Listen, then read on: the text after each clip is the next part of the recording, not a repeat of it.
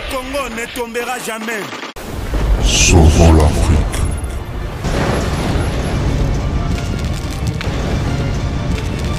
Parlons des eurobonds. 100 milliards en 2009, 250 milliards en 2011, 250 milliards en 2014, 660 milliards en 2017 et 1184 milliards aujourd'hui. C'est extrêmement gravissime. Ça veut dire que tous les chiffres que vous nous donnez sont faux. Et ce gap-là va vous poursuivre. Après avoir brisé le silence sur les privilèges fiscaux des députés et exposé au grand jour un scandale de détournement massif, évalué à 94 milliards de francs CFA et impliquant le directeur des domaines, Ousmane Sonko ne s'est pas contenté de s'arrêter là. Comme le dit si bien l'adage, une fois qu'on a ouvert l'appétit, il est difficile de s'arrêter. Suite au vote à l'Assemblée nationale sur le projet de loi autorisant la création d'une commission d'enquête parlementaire concernant le titre foncier, lié aux 94 milliards, Sonko a lancé une nouvelle bombe médiatique, cette fois impliquant les parlementaires de la majorité. Pour ma part, lors de mon retour à l'Assemblée cet après-midi, j'ai été confronté à des députés de la majorité littéralement rouges de rage, prêts à l'attaque, avec l'insulte au bord des lèvres. On aurait presque cru qu'ils allaient me sauter dessus, tout ça pour 10 millions de francs CFA. Il est vrai que pour certains, la pilule est amère à avaler. Cependant, j'ai été réconforté en constatant que bon nombre de députés ne méritaient pas le traitement qu'ils réclament. Dans cette même session, ils ont voté à l'aveugle en faveur du projet de loi autorisant le président de la République à ratifier la convention fiscale entre le Sénégal et le Grand-Duché de Luxembourg, connu pour être un paradis fiscal par excellence. Malgré mes mises en garde répétées sur les risques que cette convention représente pour le Sénégal en termes d'évasion fiscale, de fraude et de flux financiers illicites, ils ont préféré fermer les yeux.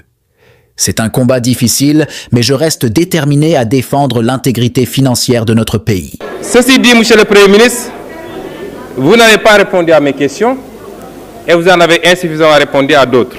Les Sénégalais qui nous regardent en seront témoins. La structure de l'économie, la tertiarisation et la politique axée sur la substitution des exportations, il n'y a pas eu de réponse.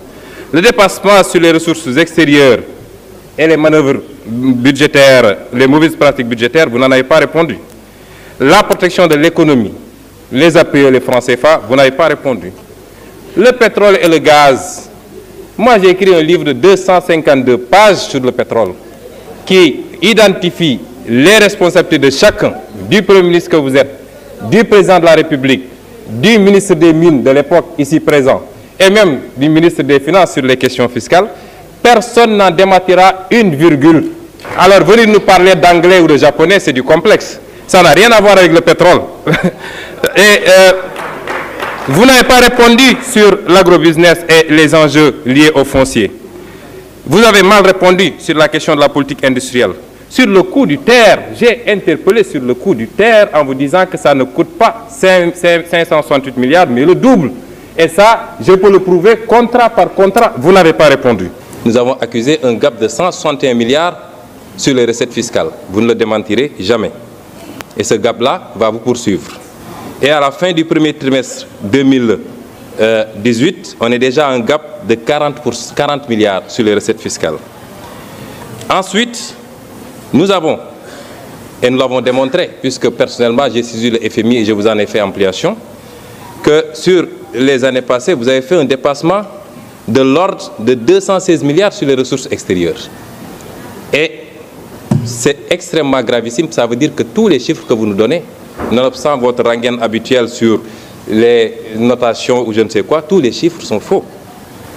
Et voilà les causes de la difficulté de trésorerie, malgré les dénégations. Et ça conduit à quoi? Ça conduit à une frénésie de l'endettement, 61% sur le PIB. C'est inadmissible pour le Sénégal. Parlons des eurobonds. 100 milliards en 2009, 250 milliards en 2011, 250 milliards en 2014, 660 milliards en 2017 et 1184 milliards aujourd'hui. Et vous nous dites que vous n'avez pas de difficulté. Pourquoi cette frénésie de l'endettement? Pourquoi, dans le cadre de cette loi de finances-là, vous êtes encore dans cette dynamique de créer toujours et encore des taxes? Mais si on examine les 3 taxes que vous créez, prenons la première, la taxe spéciale du secteur des télécommunications. Elle vient remplacer une autre taxe de la même nature qui a été votée ici il n'y a même pas un an, en 2017. Qu'est-ce que vous avez changé? Puisque vous n'osez pas affronter les multinationales de télécommunications, vous leur donnez la possibilité de déclarer trimestriellement, ce qui est une violation de l'égalité des contribuables devant la loi. Parce qu'en matière de TVA, la déclaration elle est mensuelle dans tout le code général des impôts. Vous avez reculé parce que les entreprises de télécom avaient dit qu'ils ne paieront pas.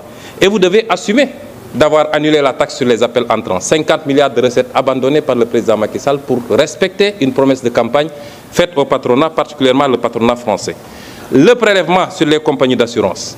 Mais vous mettez une taxe de 1% qui va être encore supportée par le consommateur, alors que vous n'osez pas taxer les forts profits des compagnies d'assurance et les distributions qui sont faites. C'est là où se trouve l'enjeu. Mais vous êtes toujours en train de faire peser la charge sur les mêmes, c'est-à-dire le pauvre contribuable. Enfin, les prélèvements sur les opérations de consignation. Monsieur le ministre, nous savons que ce prélèvement est taillé sur mesure pour la société de droit suisse qui s'appelle Adax Energy, qui fait l'objet aujourd'hui d'un redressement de 100 milliards fraude fiscale sur ces opérations-là. Et nous suivons de très près l'arbitrage qui est sur votre table, parce que nous savons que cette loi, elle est taillée sur mesure pour cette société.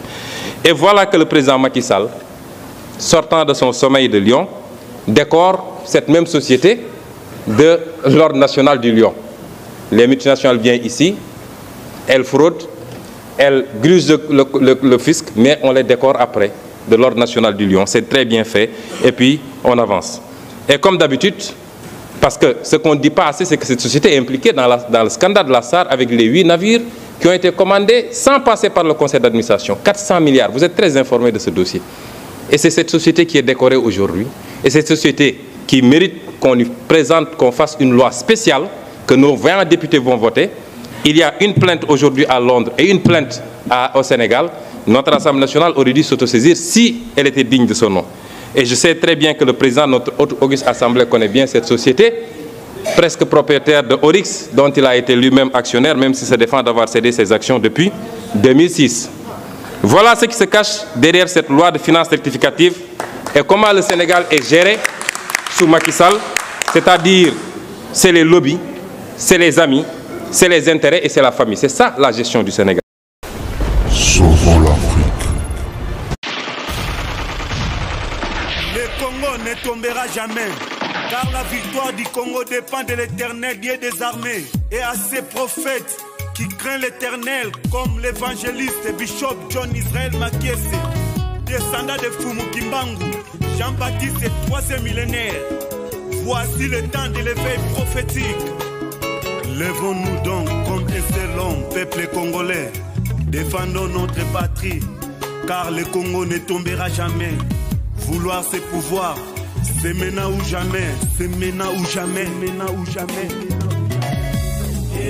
Yahweh, sunga peuple congolais, bitumbo tozobunda, Ezaya nzotote, Ezaya molimo. Archevêque Koutounou Fernando, Yahweh, sunga bishopé, John Makiese, bitumbo azobunda, Ezaya nzotote, Ezaya molimo.